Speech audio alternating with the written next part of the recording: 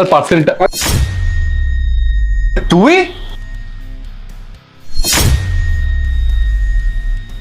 কি ব্যাপার?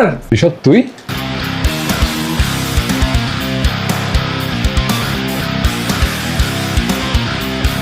আরে ভেতরে আয়, ভেতরে আয়, ভেতরে আয়।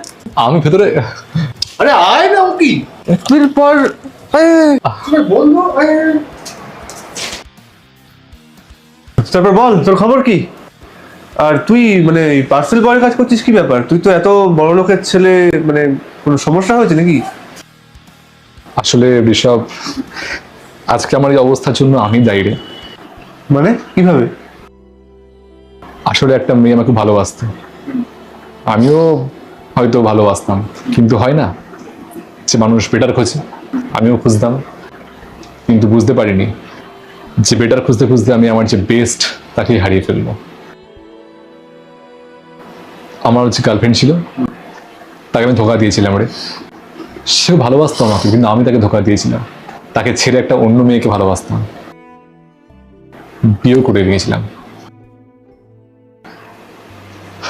তারপর থেকে শুরু হলো আমার জীবনের অঘটনটা। আমার এই স্ত্রী আমার সব সম্পত্তি তার নামে করে নিয়েছিল।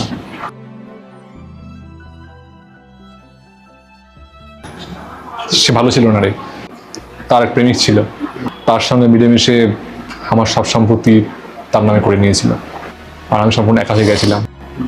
ওরা একদিকে আর আমি একদিকে। আমি পারলাম না রে আমার সম্পত্তিকে বাঁচাতে। আর বাবা মা মারা যাওয়ার পরে আমি সম্পূর্ণ একা হয়ে গেছিলাম। কি বা করতাম বল, কেউ নেই আমার সঙ্গে। আমার নিজের বাড়ি আমায় ছাড়তে হয়েছে। আমার স্ত্রী আমাকে আমার নিজের ঘর থেকে তাড়িয়ে দিয়েছে। আমি কিচ্ছু করতে পারিনি। থানা, পুলিশ, কোর্ট সব ওদের হাতে, আর আমি সম্পূর্ণ একা। ব্যাস, তারপর থেকে আমি এখন পথের ভিখিরি। তাই পেটের জন্যই এই কাজটা করছি, যাতে আমার নিজের পেটটা চলে। আমি অনেক ভুল করেছি জীবনে, আমার প্রথম ভালোবাসাকে হারিয়ে। আমার বাবা মা আমাকে বলতে, জানিস, যে তোর জীবনে যে ছিল সে লক্ষ্মী মেয়ে ছিল, খুব ভালো মেয়ে ছিল। আমি কথা শুনিনি। আর বাবা মা খুব বলতো যে তুই ওকে বিয়ে কর, কিন্তু আমি শুনিনি। তাকে ধোকা দিয়েছি আমি।